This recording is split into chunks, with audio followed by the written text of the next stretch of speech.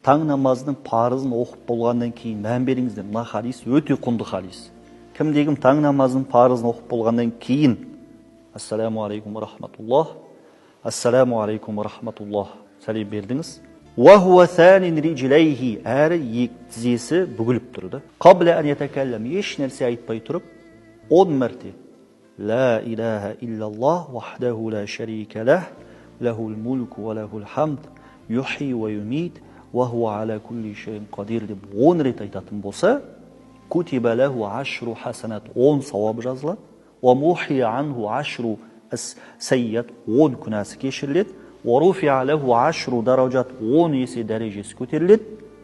Ва кана яумаху залика, және сол күні бүкіл жағымсыз нәрселерден қорғанда болады. Ва хуриса минаш шайтан, шайтаннан да қорғалады деп жатыр. وَلَمْ يَنْبَغِي لِذَنْبٍ أَنْ يُدْرِكَهُ فِي ذَلِكَ الْيَوْمِ إِلَّا الشِّرْكَ بِاللَّهِ.